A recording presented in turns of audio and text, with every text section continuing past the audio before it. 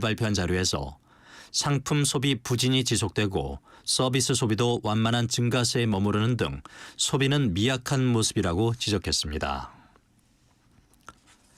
경기 부진으로 건설업 신규 신청자 수가 늘면서 구직급여 신규 신청자가 10월에 이어 지난달에도 역대 최다를 기록했습니다. 고용노동부에 따르면 지난달 말 기준 고용보험 상시 가입자는 1,547만 7천 명으로 집계되었습니다. 전달과 비교해 13,000명 줄었고 지난해 같은 달과 비교하면 18만 9천 명 늘었습니다. 지난해 1인 가구의 절반 이상은 연소득이 3천만 원 미만인 것으로 나타났습니다. 통계청에 따르면 지난해 기준 1인 가구는 782만 9천 가구로 전체 약 36%를 차지했습니다. 2015년 27%였던 1인 가구 비중은 해마다 증가하는 추세입니다. 지난해 1인 가구의 연소득은 3,223만 원으로 전체 가구의 약 45% 수준이었습니다. 특히 1,000만 원 이상 3천만 원 미만 구간이 42%로 가장 많았습니다. 오늘은 전국에 구름이 많이 끼겠고 충남 서해안은 늦은 오후까지 빗방울이 떨어지는 곳이겠습니다. 내일은 전국이 대체로 맑다가 오후부터 점차 흐려지겠습니다. 지금까지 아나운서 박노원이었습니다. KBS 제1라디오 4시 경제뉴스를 마칩니다. KBS 대한민국 중심 채널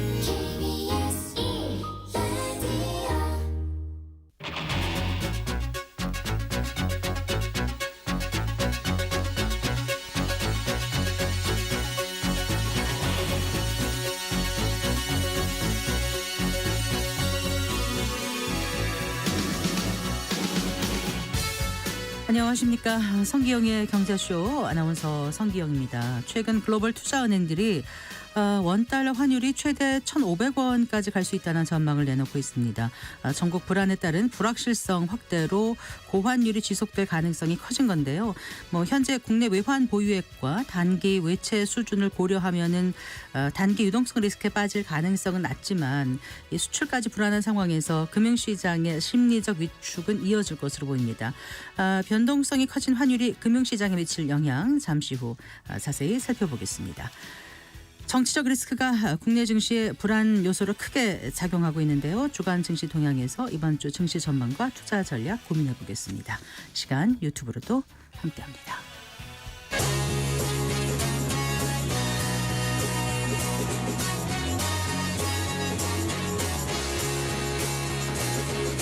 경제 시야를 넓혀드립니다.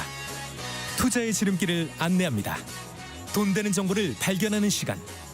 KBS 1라디오 경제쇼.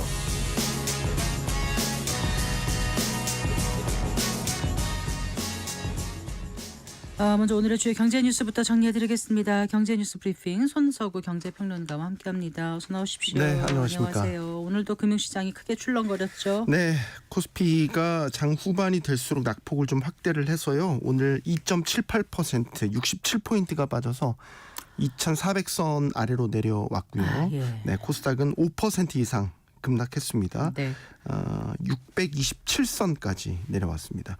오늘 시장의 특징을 보면 네. 개인 투자자들의 투매가 좀 두드러지게 나타나면서 전반적인 낙폭을 키웠습니다. 예. 코스피, 코스닥 양시장 모두 합쳐서 1조 원 넘게 개인들이 주식을 팔아치웠습니다. 계엄령 폭풍에 따른 탄핵 정국의 충격이 시장을 강타했다고밖에 설명할 길이 없고요. 특히 이제 지난 주말에 그 탄핵 소추안이 정족수 부족으로 폐기되면서 정치적 혼란이 좀 가중될 것이다, 이런 전망이 투매를 좀 촉발하게 된 것으로 보입니다. 네. 이런 전국 혼란은 외환 시장에도 충격을 가했는데요. 원달러 환율은 전 거래일보다 6.85 오른 1,426원의 거래를 시작을 했고요. 네. 현재는 좀 더 올랐습니다. 1,437원. 네, 1,437원에서 거래가 되고 있습니다. 예. 전문가들은 지금의 전국 불안은 한국의 대외 신인도 하락에 좀 영향을 주기 때문에 원화 가치 하락을 좀 부추기는 요인이 된다. 그리고 이에 따라서 원달러 환율은 더 오를 여지가 있다. 이렇게 전망을 내놓고 있고, 네. 상단을 그럼 어디까지 열어놔야 되느냐. 단기적으로 보면 1,450원. 뭐 구조적으로 보면 1,500원대까지 열어놔야 된다 이런 분석까지 현재 나오고 네. 있습니다. 자, 시장이 이렇게 흔들리고 있어요. 금융당국도 좀 긴급 조치를 취해야 하지 않을까 싶은데요. 네, 오늘도 최상목 경제부총리가 주관한 긴급 거시경제 금융현안 간담회가 열렸고요. 이 네. 자리에서 최 부총리는 증시 안정펀드 등 기타 시장 안정 조치가 언제든 즉시 가동될 수 있도록 준비하고 있다 이렇게 밝혔습니다. 밸류업 펀드에 대한 계획도 밝혔는데요. 네, 네. 300억 원은 이미 투입이 됐고 이번 주 중에 700억 원, 다음 주에 300억 원이 다시 순차적으로 집행될 예정이다. 이런 네, 계획도 내놨습니다. 다음 주에는 이제 3천억 원 규모의 2차 펀드가 추가 조성된다라는 계획도 내놨고요. 지금 채권 시장과 관련해서는 국고채 조기 상환 또 한국은행을 통해 국고채 매입을 하는 것 이걸 또 즉시 시행을 하겠다. 네. 또 외화 자금 시장에 필요시 RP, 그러니까 환매 조건부 채권 매입 등을 통해서 외화 유동성이 충분히 공급되도록 하겠다라는 데 의견을 모았고요. 네, 네. 또 외화 유입을 촉진하기 위한 구조적인 외환 수급 개선 방안 이달 중 발표하기로 했습니다. 네. 자, 한국개발연구원 KDI에서 그 최근 경제 상황에 대해 불확실성이 확대되고 있다 이런 부정적 평가를 내렸다고요? 네, KDI가 이제 12월 경제 동향 자료를 발표한 것이고요. 여기를 통해서 우리 경제에 대해서는 현재 건설업을 중심으로 경기 개선세가 제약되는 가운데 불확실성이 확대되고 있다 이렇게 평가를 했습니다. 경제 불확실성, 내수 미약 이 부분에 대해서는 KDI가 계속해서 같은 시각을 지금 유지해 오고 있는 거고요. 네. 원인을 좀 봐야 되는데 보고서에는 물론 이번 비상계엄 사태를 직접 언급하지는 않았습니다. 하지만 도널드 트럼프 재집권에 따른 통상환경 변화와 함께 비상계엄 후폭풍이 경제 불확실성을 키우고 있는 요인이라는 게 또 KDI 관계자를 통해서 전해진 분석입니다. 네.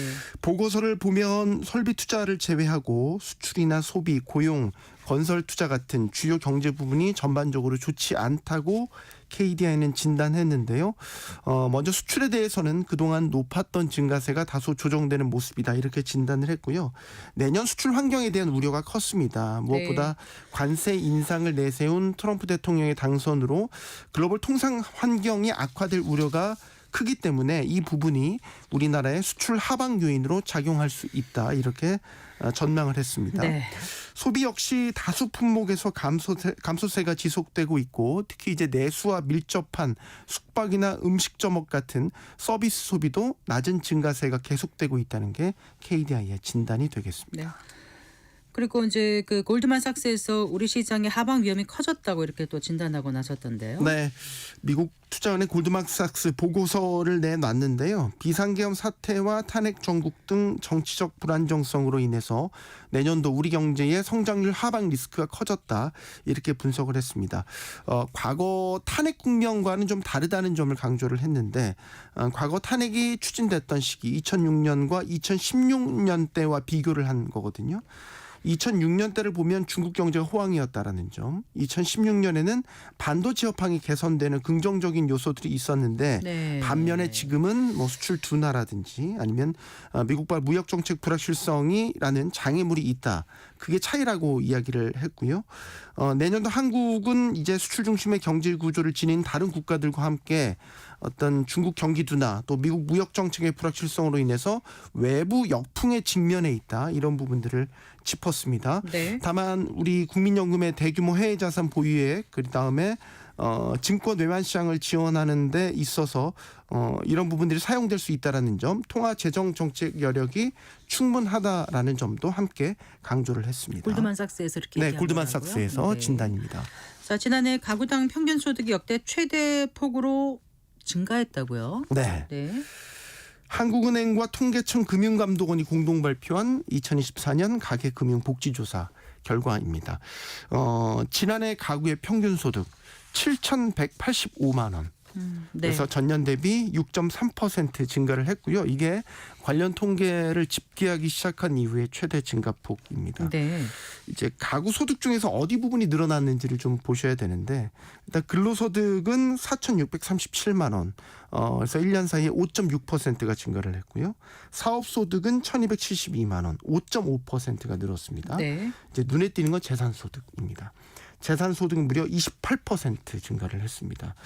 이 증가폭 역시 통계 작성 이래 최대 대폭의 증가율이고요. 네. 그러니까 재산 소득이 늘어났다는 것은 이제 부동산 자산이나 이런 데서 오는 임대 소득, 뭐 기존에 갖고 있던 금융 자산에서 오는 이자 소득 이런 것들이 늘어났다는 거죠.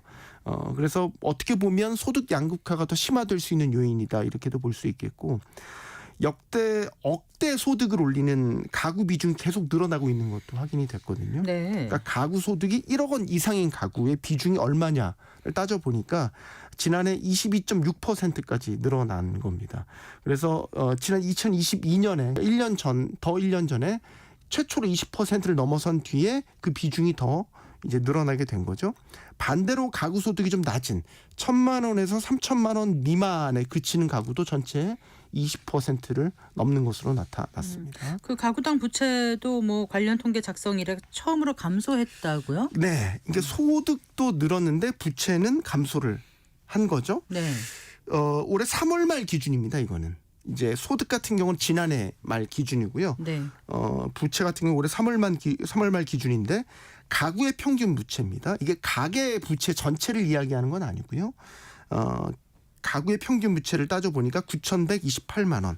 그래서 전년 대비 0.6%가 감소를 했습니다.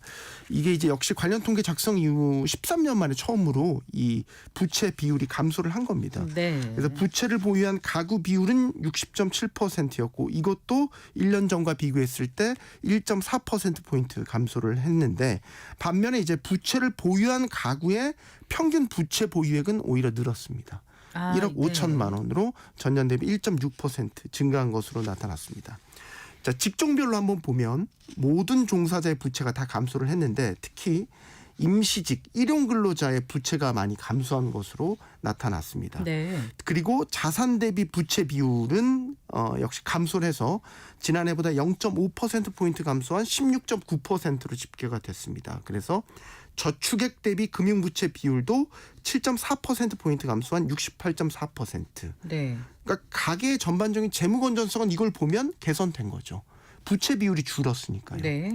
그러면 가계 부채가 감소해서 재무 건전성이 개선된 건 긍정적인 변화긴 한데 왜 부채가 감소했는지 원인을 따져볼 필요가 있는데, 지난해 아시겠지만 고금리가 굉장히 극심했었지 않습니까? 그러니까 고금리 영향이 역설적으로 미쳤다라고 봐야 되는 거죠. 그러니까 고금리가 장기간 이어지면서 이자 부담을 감당하기 어려우니까 서둘러서 갚을 수 있는 빚은 계속해서 갚아 나갔다. 네. 빚 갚기에 나선 것이다. 이런 분석이 나오고 있습니다. 알겠습니다. 잘 들었습니다. 고맙습니다. 감사합니다. 경제 뉴스 브리핑 손서구 경제평론가와 함께했습니다.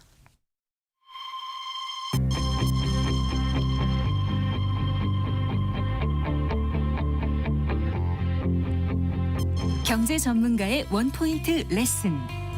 꼭 알아야 할 정보와 이슈를 알기 쉽게 풀어드립니다. 대한민국 경제 고수와 함께 투자의 맥을 짚는 KBS 일라디오 경제쇼. 진행의 성기영 아나운서입니다.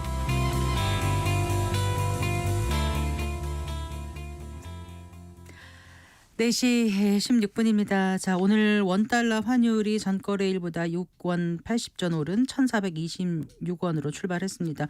이 정치적 불확실성이 이 외환 시장이 가장 큰 변수로 떠오른 것인데요. 산업계에서는 이 추가적인 환율 상승을 우려하고 있고, 글로벌 투자은행에서는 뭐 원달러 환율이 최대 1,500원까지 올라갈 수 있다, 이런 전망까지 나오고 있는 상황입니다. 자, 불안해진 외환 시장에 대한 전망 오늘 자세히 해보겠습니다. 홍춘욱 프리즘 투자자문 대표 스튜디오에 모셨습니다. 안녕하세요. 네, 안녕하자는 말에 참 쉽게 답하기 어려운 세상 같습니다. 네, 그래도 또 일상을 이어가야죠. 그렇습니다. 네. 자, 환율 움직임이 지금 심상치 않아요. 그 최근에 그 추이를 좀 짚어볼까요? 예. 사실 좀 이제 트럼프 당선 때부터 네. 이상했죠. 아무래도 네, 그때 1,300원에서 1,400원으로 바로 뛰어올라서 네. 좀 환율이 급등한 다음에 1,410원 정도에서 고점 확인하고 좀 하단을 테스트하는 분위기였고, 네. 특히 지지난주 말 같은 경우에는 좀 환율이 이제 하단으로 내려가는 분위기였었는데 네. 이제 이게 오늘 뭐 장중 기준입니다만 1,438원까지 갔으니까 네. 예, 환율이 뭐 장중에 이 정도 튀었다가 조금 빠지긴 했습니다만 아무튼 1,436원 정도에서 대략 장을 마감했는데요. 이 정도 환율 레벨이면 이제 여러분 좀 언제 기억하실지 모르겠는데 2년 2개월 더 됐죠. 2년 2개월 전에 있었던 네. 레고랜드 사태 이후 처음입니다. 아 그런 거죠. 네. 예, 그때 레고랜드 사태가 잠깐 한 게 보면 그때 이제 우리나라 말고 영국에서 사고가 먼저 터졌고요. 네. 그래서 트러스 총리라고 혹시 기억나시는데 네. 그분이 감세 정책 펼치겠다 그랬다가 채권 금리가 급등하면서 영국 연기금들은 이상하더라고요. 그 어느 정도 채권에서 가격에 손실이 발생하는 순간 스탑로스라고 해서 네. 가격 불문 다 팔아버려라는 조항이 있었던 아. 그거를 이제 방아쇠를 땡긴 거죠. 네. 그래서 연쇄적으로 그래서 그때 당시 그 5% 넘는 금리까지 가면서 연기금의 채권 손실이 눈덩이처럼 불어나고 그로 인해서 이제 금융시장이 거의 아비규환이 되고 또 왜냐하면 연기금들이라는 곳이 금융시장에 좀 유동성을 공급해 주는 곳인데 거기 자체가 자기 앞가림을 못하고 있는 상황이 펼쳐지다 보니까 네. 금융시장에 패닉이 발생한 상황에서 한국도 또 운이 없었던 게 그때 혹시 기억나실지 모르겠습니다만 강원도 도지사님께서 그 레고랜드에 관련돼 있는 여러 채권들에 대해서 이제 만기 연장 이런 것들 상환 이런 것들을 거절하는 것 같은 그걸 결국 뒤에는 했습니다만 그런 게 그런 일들이 한번 연쇄적으로 벌어지면서 한국도 이제 망하는 거 아니냐 이제 이런 공포 속에 그때 한전채가 6% 갔던 거 혹시 기억나실지 모르겠습니다. 맞아요. 이렇게 이제 아무도 그 나라 정부나 정부가 지급 보증해주는 채권조차 안 사겠다라는 정도의 공포가 오면 제일 먼저 외환시장이 그래서 1,450원까지 장중에 갔죠. 네. 그래서 지금 거기까지 한 10원밖에 안 남아서 사실 눈앞에 이제 레고랜드 사태야 어떻게 보면 채권 시장에서 발생한 충격으로 좀 그렇게 됐다고 치지만 이번은 정치적인 문제가 이걸 연쇄적으로 문제를 일으키고 있고 좀 이따 이야기하겠습니다만 또 일본 움직임도 별로 좋지 않은 상황이죠. 여기에 트럼프 행정부는 지금 새로 로버트 하이저도 나오고 지금 완전히 이제 저희들이 지금 이야기하는 이런 사람들의 이제 특징들이 전부 다 뭐냐하면 관세 매파라고 저희들이 부르는 사람들이죠. 네. 강경한 무역 정책을 펼치자라는 사람들이 속속 지금 다 자리에 복귀하고 있는 중인데 이런 사람들이 앞으로 우리나라가 어마어마한 대미 무역흑자 국가잖아요. 세계 8위 정도 무역흑자 국가인데 한국 같은 무역흑자 국가가 이제 환율이 또 이렇게 그러니까 정부가 아무 일을 못 하니까 환율이 급등하는 상황에서 저기 내버려 둘까? 뭐 이런 우려를 하는 사람들까지 이제 나오는 거죠. 그러면서 이 나라에 대한 국가 신인도 이야기까지 나오면서 이 모든 게 이제 합쳐져서 환율의 급등으로 연결되고 있다. 이렇게 말씀드릴 수 있습니다. 금융시장이 몸담으신 지가 32년 됐습니다. 87학번이신가요? 예, 맞습니다. 네, 그러면 우리 뭐 너무 예전부터 우리 정 부장님하고 제가 알고 지낸 사이여서 근데 이제 오랫동안 이제 지켜보셨는데 가장 높은 환율을 얼마로 기억하세요, 지금? 1998원 정도. 네. 예. 1997년 말에 네. 기록했던 1998원으로 저는 기억하는데요. 네. 장중에는 2,000원 넘었었다가 종가로 그 정도를 기록하는데 이제 그때야 이제 우리나라 사실상 운영하고 있던 외환보유고 10억 불 레벨에서 특히 네. 종금사들 다 네. 무너지던 와중에 어쩔 수 없이 우리가 외채를 갚아야 되는데 돈이 없어서 굴욕적인 IMF 구제금융을 받았던 시기고 네. 지금은 우리나라가 4,100억 불 정도 150억 달러 정도는 있죠, 아직. 예, 거기다가 또 국민연금이 보유하고 있는 자금 KIC 네. 한국투자공사가 보유하는 자금까지 해서 네. 순대외 자산이 한 1조 달러 정도. 그래서 보유하고 통화 재정 정책 여력은 아직까지 충분하다라고 골드만삭스에서는 우리 시장의 하방 위험은 얘기하면서도 또 한편으로 그렇게 얘기를 하고 있는데 어쨌든 많은 분들이 지금 불안해하시는 건 사실이거든요. 이게 이제 불안의 실체를 정확히 모른다는 게 더 불안한 거고 불확실성이라는 게 시장이 가장 싫어하는 건데 일단 그러니까 항상 좀 나쁜 최악의 상황까지 좀 생각을 해야 되니까요. 맞습니다. 그 외환 전문가들이라든가 지금 글로벌 투자은행들 보면은 원달러 환율이 최대 이제 1,500원까지도 갈 수 있다. 지금 이제 국내 기관들 보면 1,450원 상방이 열려 있다고 하는데 그거보다 더 높게 잡고 있는 기관들도 꽤 있는 것 같아요. 이게 가능성이 있습니다. 왜 그러냐면 이제 우리 잘 말씀하신 것처럼 이제 이럴 때 누가 결정을 해야 되거든요. 이 어마어마한 KIC 자금과 국민연금 자금 합치면 대략 6천억 달러 이상의 해외 운용자산, 그러니까 금융자산이 6천억 달러 이상을 갖고 있어요. 네. 이 어마어마한 돈 중에 10%만 빼도 600억 불. 그러면 이거 외환시장 안정시키는 거 일도 아니거든요. 그런데 그런데 그걸 누가 결정을 할 것인가. 그리고 오늘도 증권안정기금 뭐 네, 700억 네. 원 이야기 나오는데 네, 밸류펀드에서 예, 나오는 밸류펀드에서 거요? 네. 나오는데 뭐 그게 오늘 시장에 별로 도움이 안 됐던 건 우리 다 알고 계시고 오히려 장 후반으로 갈수록 더 시장이 무너졌지 않습니까? 이런 거 네. 보면 아시는 것처럼 그러니까 어떤 의사결정을 내릴 때는 됐고 이건 내가 책임질 테니까 해. 이게 의사결정권자고 최고 의사결정권자라는 자리인데 네. 그 자리가 지금 불분명하다 보니까 제가 뭐 최 장관을 두둔하려고 그러는 건 아니고요. 최상목 경제부총리 예, 예, 말씀하시는 예. 거죠? 네. 최상목 경제부 총리가 상당히 저는 합리적이고 그리고 금융시장에서의 참가자들과의 소통 커뮤니케이션에서도 그렇게 괜찮은 분이라고 저는 생각해요. 네. 그러나 그분이 할 수 있는 게 있고 못하는 게 있고 의사결정을 내리고 결단을 내리고 하고 말고는 결국은 위에 누구한테 보고를 해야 되는 문제인데 네. 이게 지금 참 안 되는 게 아닌가에 대한 공포. 여기 이제 두 번째가 이제 더 중요한 게 오늘 개인 투자자가 투매한 거 느끼셨죠. 네. 그리고 이 개인 투자자가 투매한 것만이 지금까지 손실이 어느 정도 어마어마한- 있다 하더라도 그래도 오늘- 지금 하는 게 낫겠다고 던지는 거잖아요. 그렇죠. 네. 오늘 같은 날 그동안에 좋았던 게 아니잖아요. 최근 우리 증시가. 예, 오늘 8,897억 원 샀는데 예. 팔았는데. 팔았죠. 예. 근데 이게 국내 보유하던 기보유 주식만 파는 게 문제가 되는 게 아니고요. 계좌를 옮길 가능성이 상당히 높다. 아예. 그러니까 이번에 우리가 1조 달러에 달하는 대외 순금융자산 잔고를 가지고 있잖아요. 이게 이제 긍정적으로 보면 와 우리 돈이 많네 이렇게 생각할 수도 있지만 이게 문제는 7, 8, 9 세 달 동안 한 2천억 불이 늘은 거거든요. 네. 그러니까 이 돈이 어디서 왔겠어요? 그때 우리가 7, 8월 달 한국 증시 폭락했잖아요. 그 폭락하는 와중에 환율도 급등했는데 네. 그 돈들을 개미들이 해외 계좌로 옮긴 거잖아요. 네. 그러니까 이 의미가 우리한테 시사하는 게 의미가 뭐냐면 우리 국내 시장 안 돼. 여기 더 투자하면 내 돈을 더 잃어버릴 것 같아. 지금이라도 스탑로스 손절을 쳐서 해외로 옮기자. 라며 나가는 돈이 외환시장에서 달러 사자로 가게 되면 아이고. 그쵸. 이미 2천억 불 정도가 지난 3분기에만 이미 늘었다라는 걸 우리가 천억 후반이었는데 아무튼 네. 뭐 대충 이 정도 되는 돈들이 급작스럽게 한 1,000억 불 이상 되는 돈이 확 갔다. 그리고 11월 초 기준으로 해서 우리 개미 투자자들 서학개미가 가지고 있는 미국 주식이 그 1,000억 불을 넘었지 않습니까? 네. 이 정도로 그 돈이 가파르게 이동하게 되면 시장의 참가자들이 느끼기에 상당한 불안 요인이 되는 거죠. 그리고 지금 네. 오늘 개인 투자자들의 매도는 제가 봤을 때는 이게 이제 이틀 늦게 나오는 데이터입니다만 아마 신용융자를 비롯한 레버리지 아이고 자금들의 그렇겠죠. 손절성 네. 투매로 눈물을 보여져요. 머금고 투표할 수밖에 그렇습니다. 없는 그래서 상황인 거죠. 네. 뭐 신용, 미수, 주식담보대출 이 세 가지 이 정도면 통계. 좀 뭔가 좀 나와야 되는 거 아니에요? 예, 대책이요? 그래서 네. 제가 이제 좀 오늘 이 자리에 예. 결심을 좀 하고 왔거든요. 좀 말씀을 드리고 싶습니다. 네.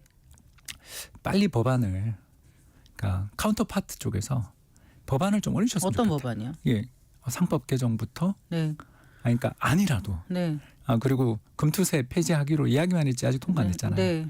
그리고 더 나가서 자본소득에 대한 어떤 배당을 이 저가 매수나 이런 걸 하고 또는 자사주 매입 소각을 하는 기업들에 대해서 뭔가 세제 혜택을 준다든가 인센티브가 있어야 인센티브가 된다. 있는 이 3종 패키지라고 저희들이 이제 부르는 음. 이 업무들을 오늘 만약에 네. 그냥 답 없는 메아리만 할 게 아니라 그런 거라도 예, 그게- 가시적으로 좀 보여주면 그게 수권 정당의 카운터파트라고 한 게 이제 야당이 여러 계시기 때문에 제가 어디라고 말을 못 하겠는데 그렇지 않습니까? 다양한 정당들이 지금 현재 수주권 정당으로서 자신의 어떤 신뢰를 얻기 위해서는 이 금융시장에서의 패닉에 대해서 빨리 사퇴해라. 그런다고 될 문제는 아니잖아요. 지금 현재. 그렇다라면 남아있는 건 그건 그 일정대로 진행을 그렇죠. 하고 빨리 진행을 나머지 우리가 할 거 시장을 그렇죠. 안전시킬 수 있는 뭔가가 맞는 가시적으로 나와야 된다. 이 그렇죠. 말씀이시잖아요. 예산안뿐만 아니라 이게 지금 흔들리고 있는 금융시장의 참가자들에게 상당히 신뢰를 줄 수 있는 대안이 될 수 있는 그러니까 저는 말이 중요한 그러니까 게 오늘 아니라 F4라 그래서 파이낸스 4해서 하는 총재, 금융위원장, 금융감독원장, 그 기획재정부 장관 다 모여서 얘기하는 게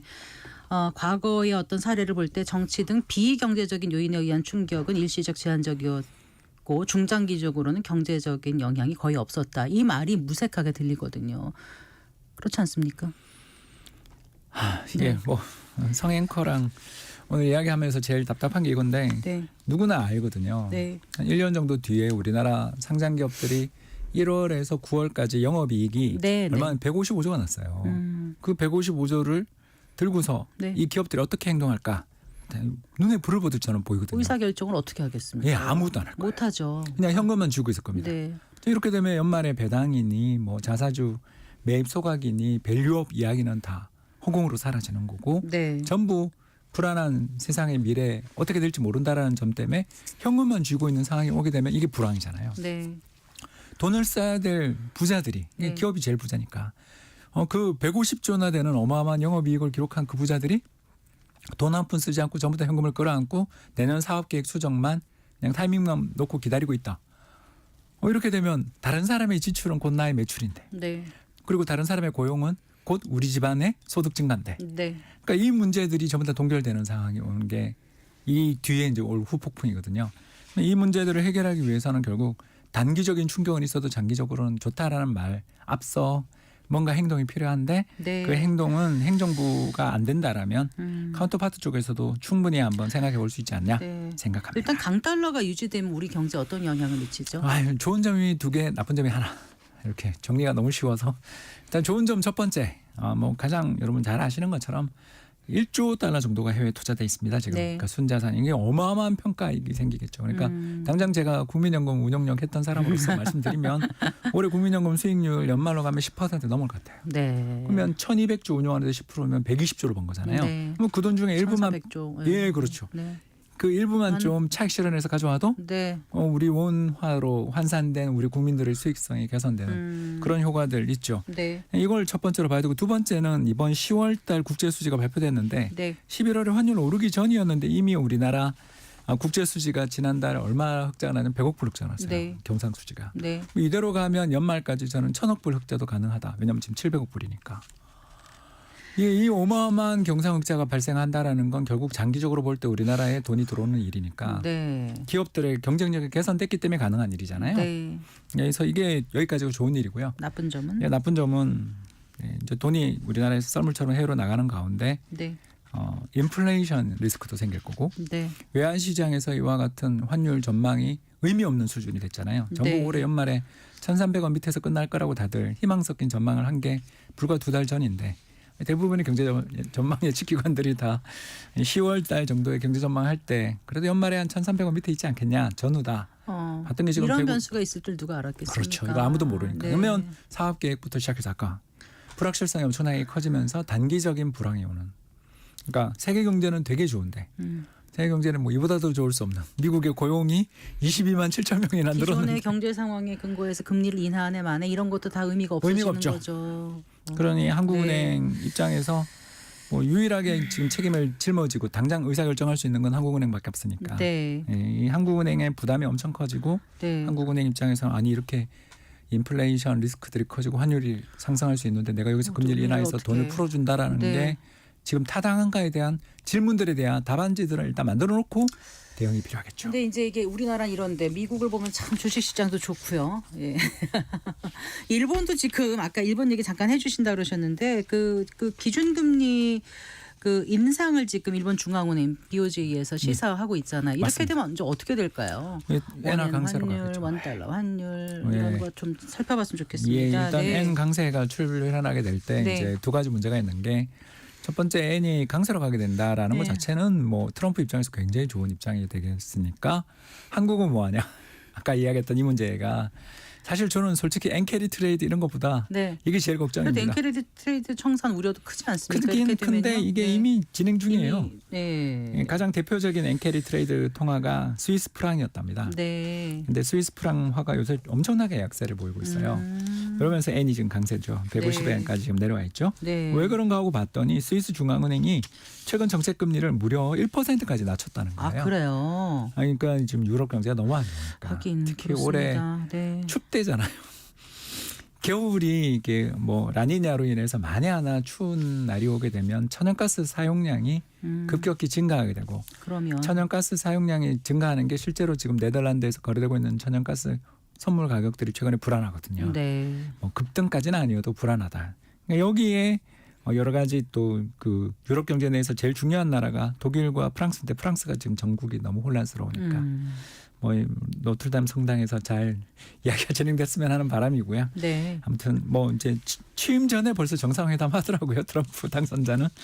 이제 이 문제들로 인해서 유럽 경제가 어려워지면 스위스도 굉장히 경제가 어려워지니까 결국 정책 금리를 1%로 내렸고 곧 네. 0.5까지 내릴 거라고 합니다. 아. 그러면 일본이 현재 0.25인데 이걸 0.5까지 올리면 예, 일본에서 돈을 빌려서 스위스로 갔던 돈들이 다 이제 다시 청산됩니다. 들어온다. 네. 청산되기 시작하고 있고 네. 이런 청산의 흐름들은 계속되고 있기 때문에 사실 여기서 0.25 올린다고 해서 지난 8월 말 같은 그런 급박한 충격은 상황은 아닐 아니다. 것 같다. 근데 이제 우리가 좀 우리나라 원화 환율이 이렇게 올라가면 이제 일본이랑 너무 대비되니까 그리고 일본도 사실은 환율 조작국 지정의 리스크에 네, 함께 네. 우리 부각돼 있는 나라들인데 네, 네. 우리 관찰 대상국으로 재지정됐잖아요. 재지정됐죠. 우리도요. 네. 그리고 이대로 가면 뭐 지정될 수도 있다라고 각오는 해야 되는 상황이잖아요. 네. 우리가 무역자가 지금 아까 방금 말씀드린 것처럼 너무 커지고 있습니다.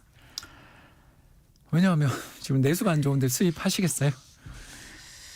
제 뭐 이렇게 방송하는데 댓글 중에 제일 마음 아팠던 댓글이 홍 박사님 환율이 상승하면 수출 기업 좋아지고 우리 외환보유고가 늘어난다니 참 좋습니다. 그러나 저처럼 수입하고 있는 회사 입장에서는 10%나 이미 올라갔는데 네, 물건은 거기다가. 팔리지 않고 죽을 지경입니다라는 댓글을 다셨는데 제가 정말 눈물 나더라고요.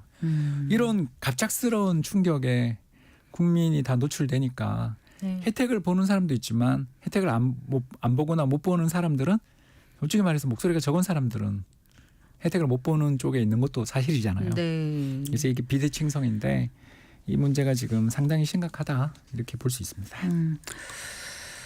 자, 그럼 시장이 언제쯤 안정화될까가 다들 관심인데요. 이제 글로벌 시장이 우리 시장을 얼마나 신뢰할 수 있느냐가 참 중요하지 않겠습니까? 근데 이제 며칠 전만 해도 S&P 같은 경우는 비상계엄이 국가 신인도에 미칠 영향은 실질적인 영향은 없다고 했는데 지금 주말 사이에 또 상황이 좀 많이 바뀌어서 앞으로 우리 시장을 어떻게 바라볼지도 우려됩니다. 네. 장기화되면 무조건 안 좋다. 네. 그러니까 이 장기화라는 게 결국은 저희들 그 금융업계 참가자들은요 단기 장기가 되게 짧아요. 무슨 말씀이세요? 예, 단기는 보통 일주일이고요. 장기는 한 달이거든요. 네. 근데 이제 지금 이 일이 지난주에 터졌으니까 만일 연내에 해결이 안 되거나 어떤 경로나 일정이 안 나오면 좀 내년 특히 1월 20일이 트럼프 취임이잖아요. 안 그래도 금융시장이 불안정해질 수밖에 없는 시기입니다. 네. 그때 뭐 정말 우크라이나 러시아 휴전 문제부터 다양한 이슈가 지금 눈앞에 기다리고 있는 상황에서 우리가 어떤 적극적인 대응이나 또는 준비가 부족한 상황이 계속된다라면 시장의 변동성이 일단 연말이 저는 상당히 큰 고비가 될 수 있다. 그런 생각을 좀 하고 있습니다. 네. 지금 외국인들이 우리 주식시장에서 어때요? 얼마큼 지금 내다 팔고 지금은 어떻습니까? 예, 27% 정도니까 얼마 안 네. 됩니다. 아직 네. 그렇게 솔직히 외국인은 우리나라 시장에서 거기도 넉살일과 함께 두들겨 맞았습니다. 왜 제가 감히 이 말씀을 드리냐면 외국인이 가격 불문 팔 때 네. 제가 얼마를 파는지를 외환위기 때 봤던 사람이지 않습니까? 네. 예, 그래서 하루에 4조, 3조도 팔 수 있는 4개월 만에 20조 원 팔았다고 네, 그러니까 하더라고요. 얼마 안 되죠. 네. 이게 뭐 이 정도는 우리나라 전체 2천조 주식시장 물론 이제 2천조 깨졌습니다만 2천조 주식시장의 27%를 외국인이 가지고 있으니까 한 5, 600조를 가지고 있는 것 중에 40조, 20조라는 건 사실 얼마 안 되는 분량이고 이 사람들 입장에서도 트럼프 당선의 리스크들 때문에 이머징 국가에서 조금 주식 빼는 정도에 불과했었는데 이제 이걸 두들겨 맞고 특히 바로 그 계엄령 선포하던 그날은 네. 역대급으로 또 외국인이 주식을 샀던 날이에요. 네. 그래서 아무도 몰랐던 상황에서 두들겨 맞고 오늘은 또 샀잖아요. 한국 주식에서. 네. 그래서 이런 흐름들을 보면 우리나라 주식 시장에서 외국인이 본격적으로 발을 뺀다면 더 무서운 일이 벌어질 것이다. 근데 아직은 그냥 좀 소폭 파는 정도에 불과한데 이 정도다라는 게 네. 이제 우리가 무서운 거죠. 자, 이제 고환율 어려운 증시 상황에서 투자자들은 어떻게 대응해야 할지 아까 이제 신용 이런 것 때문에 눈물을 먹고 파는 사람들도 많지만 이게 저점이라고 확인하기는 좀 어려운 상황인데 기다렸다 저점이면 또 이거를 또 기회로 삼는 사람들도 분명히 있을 수 있을 것 같고 예. 희비가 정말 엇갈릴 것 같아요. 그 순간의 선택으로. 예, 근데 뭐- 어떻게 앞으로 투자 전략을 가져가야 예, 뭐 고백하자면 오늘 저는 샀습니다. 예, 정말 오래간만에 한국 주식을 샀고요. 예, 제가 사실 한국 주식 별로 안 좋아하는 사람이잖아요. 예, 근데 이 주가에서는 굉장히 매력적이어서 참을 수가 없었습니다. 그래서 연말 정산용 계좌들 있지 않습니까? 네. 예, 연말 정산용 계좌를 활용해서 왜냐하면 이거는 배당 소득세가 없는 계좌들이니까 네. 이제 이런 것들을 좀 활용해서 저는 좀 계속 담았고요. 오늘은 뭐 예를 들어 퇴직연금 담았으면 내일은 ISA, 모레는 저기 개인연금 펀드. 여러분 저는 우리나라가 그 속절없이 이렇게 망한다, 어려움을 겪는다고 말하기에는 아까 보여드린 것처럼 순자산 잔고 1조에 외환보유고 4천억 불 그리고 국민연금도 수익률이 이렇게 좋은 나라라는 네. 점에서 그러니까 무한정 한없이 이 전국 혼란이 길어지면 뭐 어쩔 수가 없습니다만 네. 그렇게 어리석은 국민은 아니고 또 문제가 있는 나라는 아니다. 네. 잘만 전기만 회복의 전기만 잡으면 그 어떤 나라보다 잘 될 수 있다 내가 생각합니다. 갖고 있는 주식 그 기업의 본질적 가치를 제대로 알고 있고 소신이 있으면 그냥 네. 견지하고 지금 그러니까 투자를 권하시는 것도 아니고 무조건 손절하더라도 팔아라 이런 건 아니신 거죠. 아우, 내가 저- 샀다고 너도 사라 이런 것도 아니신 예, 거죠. 저는 네. 저처럼 한국 증시 안 좋아하던 사람도 샀다 이런 뜻이죠. 제가 뭐 어떤 성향인지 네. 우리 성경 앵커는 잘 아시잖아요. 네. 제가 달러 사라고 그렇게 외치던 사람 아닙니까? 알겠습니다. 어쨌거나 좀 빨리 좀 모든 게 좀 안정권으로 들어왔으면 하는 바람 가지면서 마무리할게요. 잘 들었습니다. 고맙습니다. 감사합니다. 네, 홍춘욱 프리즘 투자자문 대표와 함께했습니다.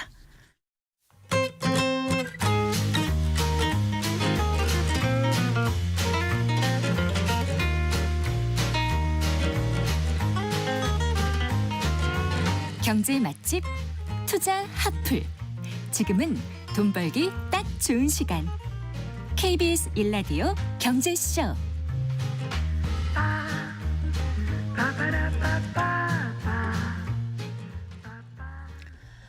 아, 4시 40분 향해 가고 있습니다. 자, 한 주간 주식시장에 영향을 줄 주요 이슈와 일정 살펴보고 현명한 투자 전략도 짚어보는 주간 증시 동향 순서입니다. 오늘도 LS증권 리테일 사업부의 염승환 이사와 함께하겠습니다. 어서 나오십시오. 네, 안녕하세요. 현명한 투자 전략이 뭔지 참 궁금하네요. 네, 네, 자 일단 미국 증시 지난주 흐름부터 좀 살펴보고요. 네. 네, 뭐 미국은 뭐 여전히 좋습니다. 그 지난주는 다우만 조금 빠졌고요. 이제 나스닥이 3%나 이제 급등하면서 기술주 중심으로 상당히 좋았고 지금 뭐 테슬라 주가가 뭐 오늘도 시간의 거래에서 오르는 것 같은데 지난주에만 12.77% 이제 급등을 해서 상당히 높은 주가 상승률을 보였고 뭐 특히 엔비디아, 애플도 3% 2% 가까이 올랐고요.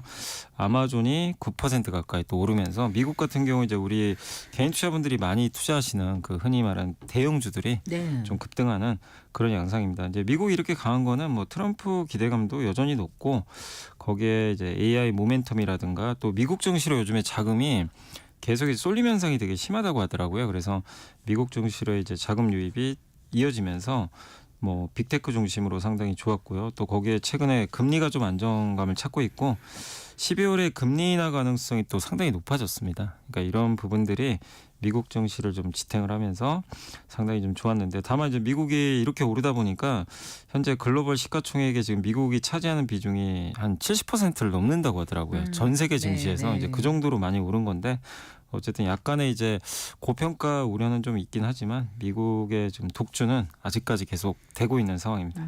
그 고용 보고서가 발표됐죠, 11월. 네, 맞습니다. 네, 그 좀 분석해 주시겠어요? 네, 미국의 이제 11월 고용 보고서는 잘 나왔습니다. 신규 고용자 수가 이제 예상치가 21만 5천 명인데 네. 이걸 상회한 22만 7천 명이었고 사실 지난달에 12,000명밖에 증가를 안 해가지고 다들 놀라셨지만 그때 이제 허리케인 때문에 맞아요. 네, 그게 이제 정상화되면서 네.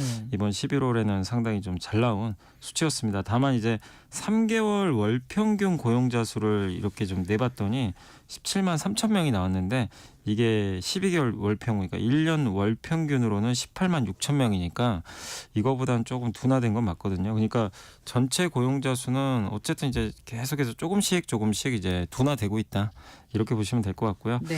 그래서 좀 고용 지표는 그렇게 증시에 큰 영향 안 줬지만 문제는 실업률인데 이제 실업률은 좀 올라가 버렸어요. 4.1에서 4.2로. 아, 네. 네. 예전 같으면 또 이게 놀랬을 텐데 어쨌든 0.1% 오르다 보니까 증시는 놀라진 않았고 오히려 이 실업률이 나오다 보니까 이제 미국 FOMC가 12월에 금리를 낮출 것 같다. 이게 좀 높아졌습니다. 68%인데 확률이 87까지 올라가 버렸어요. 아이고, 예, 그러니까 이제 12월 금리 인하 가능성이 이제 거의 확실해지면서 미국 증시에는 이번 고용 보고서는 오히려 좀 긍정적으로 작용을 했다라고 보시면 좋을 것 같습니다. 네, 지난주 미국 증시 좀 살펴봤는데 지금 암호화폐는 참 시장이 뜨겁지 않습니까? 네. 비트코인 10만 달러 돌파한 거죠. 네, 10만 달러를 돌파했고요. 예, 이 상승을 우리는 어떻게 봐야 될까요? 네, 여러 이유는 있지만 지금 뭐 정책이죠. 사실 정책이 제일 큰 것 같아요. 그러니까 미국이란 나라에서 한 대통령이 계속 그 트럼프가 이제 계속해서 암호화폐에 대한 이제 지원 사격 얘기를 했었고 자기 SNS에 10만 달러 돌파했다고 이제 축하한다 이런 메시지를 남길 정도로 상당히 암호화폐에 또 많은 관심을 좀 표출하다 보니까 이게 이제 가격에도 긍정적이었고 특히 게리 겐슬러라는 이제 암호화폐에 좀 반대하는 사람을 증권거래소위원회 이제 위원장에서 이제 해임을 할 예정이고 네. 거기에 폴 레킨스라는 이제 암호화폐를 옹호하는 사람을 이제 지명한 것도 상당히 좀 긍정적으로 작용했습니다. 거기에 이제 그 파이르장의 발언도 상당히 좀 호재였고요. 비트코인은 금의 경쟁 자산이다. 그러니까 달러 경쟁이 아니라 네. 금을 대체할 수단 중에 하나다. 이런 발언을 하다 보니까 이 부분도 시장 참가자들한테 상당한 이제 그 호재로 좀 작용을 했던 것 같습니다. 그래서 여러 가지 이제 정책적인 이슈들 또 금의 대체 수단 또 이런 부분들이 암호화폐 쪽에 계속해서 자금을 좀 유입시키는 그런 배경이었고 실제 이제 미국의 기관 투자들도 뭐 ETF도 있고 하다 보니까 네, 네. 암호화폐를 이제 계속해서 이제 투자하는 그런 수요들이 좀 늘어나고 있어서 뭐 수급적인 측면에서도 암호화폐 상당히 우호적인 것 같습니다. 다만 암호화폐가 영원히 오르는 건 또 아니기 때문에 그렇죠. 언제든지 변동성은 뭐 어떤 이유가 될지 우리가 몰라요. 근데 갑작스러운 변동성이 항상 나올 수 있으니까 투자하신 분들은 그런 부분들은 꼭 주의를 하시면 더 좋을 것 같습니다. 네. 아, 국내 증시 이제 좀 살펴볼까요? 네. 네. 오늘 뭐 거의 최악이었는데 지난주도 최악인데 오늘은 출발부터 그냥 급락을 했습니다. 그렇죠.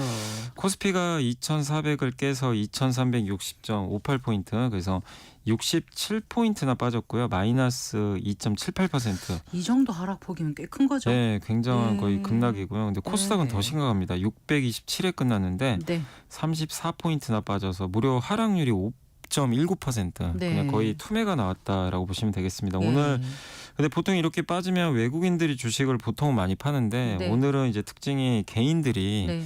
지금 코스피를 8,897억을 팔았고요. 네. 코스닥은 3,021억을 팔았어요. 예. 그러니까 이제 양 시장을 모두 다 그냥 어떻게 보면 손절매한 거죠. 손절매하시고 그냥 시장을 떠나버리셨는데 외국인이 코스피에서 1,000억 네, 오늘 샀어요. 넘게 예, 샀죠. 코스닥은 2,000억을 샀습니다. 그러니까요. 그러니까 개인이 판 물량을 기관과 외국인 싹 그래가지고 받아갔지만 네. 이들이 뭐 적극적으로 샀다기보다는 개인들이 지금 완전히 손절매하는 물량을 이제 밑에 이제 받아놓고 좀 샀다라고 보시면 되겠습니다. 아무튼 네. 지난주 금요일도 개인들이 많이 팔았는데 지금 이제 주말에 사실 또 정치 리스크가 지금 여전히 뭐 해소가 된 부분이 아니다 보니까 네.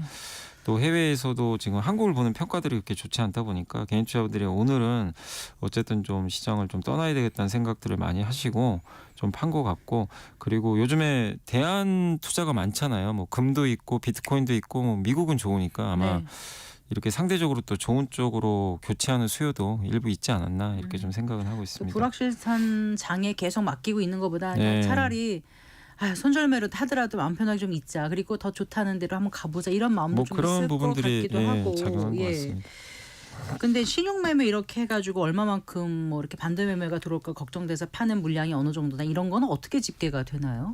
일단 이제 지금 최근에 신용잔고 많이 줄었어요. 예, 지금 이제 줄었나요? 오늘만 네. 준 게 아니라 이제 최근에 계속 줄었습니다. 계속해서, 네. 그 얘기는 뭐냐면 보통 이렇게 그 장이 좋아요. 장이 좋을 때 늘어나는데 네. 이번에는 지금 벌써 6개월 연속 빠지다 보니까 신용잔고가 늘지 않았고 실제로 네. 대부분 이제 이 미국 증시나 암호화폐 쪽으로 많이 가시다 보니까 네. 신용을 늘리는 부분이 없어서 신용잔고 부담은 그렇게 크진 않지만 근데 그렇군요. 기존에 또 신용잔고가 있잖아요. 네. 근데 이제 걱정되는 거는 이러면 반대매매가 나갈 거거든요. 그러니까요. 기존에 투자하셨던 분들이 이게 이제 어느 정도 주가가 떨어지게 되면 증권사에서 이제 반대매매 할 수밖에 없거든요. 네. 그래서 그 물량들이 뭐 오늘은 아니더라도 이렇게 지금 빠진 상태가 좀 이어지면 네. 하루 이틀 내에는 또 근데 급격하게 이렇게 하락하거나 이럴 때는 원래 이제 그 당국에서 좀 막아- 예, 정보 약간- 인정 비율 같은 걸 좀 조정하거나 예. 유예해주거나 이런 거 있지 않나요? 네, 그렇게 하는데 네. 그건 또 이제 증권사마다 조금 이제 유연하게 또 결정을 하겠지만 네.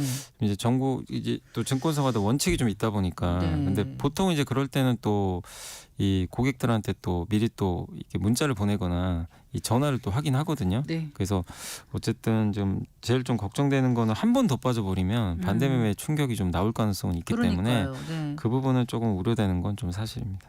네. 그리고요, 이제 그 밸류업 관련 그 금융주라든가 뭐 원전 기대주라든가 대왕고래 프로젝트 이런 관련 주가 이게 아무래도 이제 정부 정책 기대로 좀 상승세 보였던 거 아닙니까? 네네. 그런데 지금 이제 개헌 선포 여파로 지금 급락했어요. 더 추가 하락할 수도 있다 이런 우려도 시장에서 나오던데 이거에 대해서는 어떻게 보십니까? 일단 지금 이제 이거를 이끌던 주체가 사실 대부분 외국인인데 이제 네. 외국인들도 최근에 좀 이 계엄 선포 이후로 주식을 좀 팔면서 이들 업종을 좀 많이 팔았는데 실제로 지난 이제 수요일 날 그 사건 이후로 한국가스공사라든가 두산에너빌리티 같은 이제 기업들의 주가가 상당히 좀 많이 빠졌습니다. 특히 이제 네. 금융주 같은 경우는 이제 올해 정부가 계속해서 밸류업하면서 금융주가 이렇게 주가 올라간 거는 거의 본 적이 없거든요. 근데 올해 정말 많이 올랐는데 네.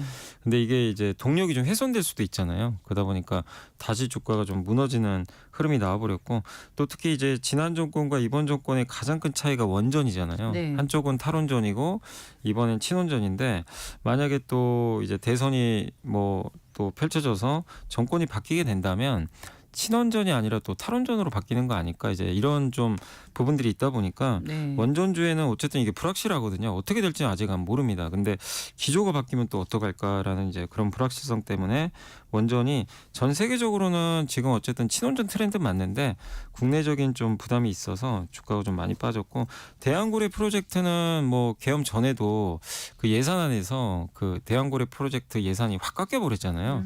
그래서 그때부터 좀 빠진 것도 있는데 아, 그러네요. 근데 이건 네. 정부가 또 주도하고 있잖아요. 네. 그래서 그러다 보니까 이 예산이 깎인 상태에서 더 추진이 예산이 안 깎인 게 없지 않았나요? 아예? 그러니까 예산이 거의 조금만 조금 남겨놨었나요? 일부만 네. 좀 남겨놓고 네. 그래서 굉장히 많이 줄어든 건 사실이죠. 사실은 이제 그 예산으로 하기 좀 어렵거든요. 그래서 주가가 좀 안 좋았는데 근데 여기에 또 계엄 이슈까지 터지다 보니까 수혜받던 기업들을 이제 여기서 투자를 해야 될까? 오히려 좀 손절매하자는 그런 좀 모습들이 나왔던 것 같습니다. 다만 제가 봤을 때는 이제 원전이나 대왕고래 프로젝트는 사실 좀 더 지켜봐야 되겠지만 밸류업은 저는 여야가 없다고 생각하거든요. 어쨌든 주식시장을 살리는 프로젝트니까 그래서 밸류업 관련해서는 좀 이 전국이 좀 안정화되면 언제든지 반등할 걸로 저는 좀 보고 있고 다만 이제 방산주가 오늘 좀 많이 빠졌어요. 사실 지난주에도 빠지지 않았나요? 네, 근데 네. 오늘 이렇게 많이 빠진 게 예. 지금 정치적으로 좀 불확실하다 보니까 네. 그 이제 방산 계약 맺는 것들이 좀 남아 있거든요. 폴란드도 아직 다 끝난 게 네. 아니에요. 근데 이런 게 혹시 지연되거나 취소되면 어떡하나 이런 좀 우려가 있어가지고 방산주들이 좀 하나 에어로스페이스 같은 경우도 6% 네. 넘게 빠졌네요. 그래서 폴란드라든가 또 네. 지금 우리가 방산 수출해야 될 게 상당히 좀 많이 남아 있거든요. 네. 근데 그런 부분들이 또 지연되면 당연히 기업들한테 안 좋거든요. 그래서 그런 여러 가지 것들이 지금 정부에서 추진했던 것들이 후퇴될 가능성이 좀 높아지다 보니까 이런 부분들에 있어서 뭐 방산이라든가 정책 수혜주들이 사실 좀 오늘 굉장히 많이 빠졌고 네, LIG 넥스원도 9% 넘게 빠지고 네. 한국항공우주 카이도 6% 가까이 네 맞습니다. 빠졌네요. 그러니까 네. 이게 계약이 뭐 취소된 건 아닌데 네. 불확실한 거죠. 그래서 오늘 주가 오른 거는 사실상 거의 다 빠졌는데 그 흔히 이제 정치 테마주라 그러죠. 네. 그쪽만 좀 주가가 좀 상승하는 그런 좀 약간 좀 증시가 좀 비정상적인 흐름을 오늘 좀 보였던 것 같습니다. 어쨌든 이제 계속해서 지금 주가가 좋지 않았잖아요. 네. 디커플링이 미국하고 너무 많이 돼 있었고. 그런데 정치 리스크는 어쨌든 간 해결이 되지 않겠습니까? 저도 본질적인 그렇게 주식의 예. 가치가 있는 한 되돌아가지 않을까요? 그 예. 기대를 우리가 버려야 되나요? 어떻게 아니 해야 근데 되나요? 그건 네. 아니라고 봅니다. 아까 뭐 앞에서, 홍준영 대표님도 네. 얘기해 주신 대로 한국이 그렇게 허약한 국가는 아니고요. 그리고 이번에 어쨌든 뭐 좀 이슈가 좀 터지긴 했지만 어쨌든 정치 리스크라는 건 영원한 건 아니거든요. 네. 그래서 지금 시장이 좀 생각하는 건 뭐냐면은 뭐 어떤 방향으로든 간에 빨리 좀 이제 이런 국면이 좀 완화가 돼서 좀 이제 스케줄들이 좀 빨리 나온다면 그러니까 뭐냐면 이제 결국에 만약에 대선이 좀 생각보다 좀 빨리 대선 국면으로 넘어가게 된다면 시장 참가자들은 이제 기존의 부담보다는 또 새로운 부분을 또 생각을 할 수가 있기 때문에 그 스케줄에 맞춰서 좀 시장은 또 움직일 가능성이 있거든요. 우리가 또 지난번에 한번 또 탄핵 사건도 한번 있었잖아요, 대통령. 그 후로도 좀 증시가 올라간 것처럼. 그래서 아직은 불확실하기 때문에 저도 과거에는 탄핵 이후에 코스피가 올랐습니까? 오히려 많이 올랐죠. 물론 네. 그때는 반도체가 또 좋아가지고요. 네, 뭐 맞아요. 해외 변수는 2016년 좋았는데 그때요. 네. 지금은 그때랑 물론 다르긴 하지만 근데 본질적으로 또 지금은 또 어쨌든 정치 리스크라는 게 또 이게 잡혀 있다 보니까 근데 이게 아직은 해소된 건 사실 아니잖아요. 근데 이게 해소가 좀 되는 뭔가 시그널이 좀 나와준다면 그리고 또 한 가지는 정부가 그냥 좀 이렇게 지켜만 볼 게 아니라 개인 투자분들의 불만 중에 하나가 왜 증안펀드 얘기하는데 투입 안 하냐. 네. 네, 이런 것들을 좀 계속 요구를 하시는데 아직까지도 뭐 투입한다는 얘기는 없고 그냥 검토 중이다 이런 얘기만 있다 보니까 거기에 대한 좀 불만들이 있는 것 같아요. 그러니까 할 거면 좀 과감하게 좀 이럴 때 좀 투입할 필요도 있지 않나 네, 싶습니다. 정책 당국자들이 이럴수록 정말 무왕좌왕하지 않고 제대로 역할을 좀 해주기를 네. 기대하고요. 자, 이번 주에 주목해볼 만한 그 꼭 지켜봐야 될 금융 일정들 있으면 좀 소개를 해주세요. 예, 그 가장 좀 중요한 거는 12월 11일에 줬는데 네. 그때 중국의 중앙경제공작회 이제 중국의 이제 정책 관련된 어떤 이제 경제 정책 관련된 이제 회의가 열리는데 이번엔 좀 비공개라서 내용은 좀 공개 안 될 수도 있지만 네. 어쨌든 10일까지 열리게 되니까 참고하시고요. 그날 미국의 소비자 물가지수 발표될 예정이니까 참고하시고요. 12일은 이제 유럽 중앙은행 통화정책회의로 금리 결정하고 네. 그리고 그날 AI 반도체 기업 중에 브로드컴이라는 회사가 아, 있습니다. 맞아요. 엔비디아 좀 네. 경쟁사로 많이 부각되는데 이 회사가 또 반도체 기업들 주가에 영향을 줄 수 있으니까 실적 발표 참고하시면 좋겠습니다. 알겠습니다. 잘 들었습니다. 고맙습니다. 네, 감사합니다. LS증권 리테일사업부의 염승환 이사와 함께했습니다. 마칠 시간입니다. 성기영의 경제쇼 오늘 순서 여기까지입니다. 아나운서 성기영이었습니다. 고맙습니다.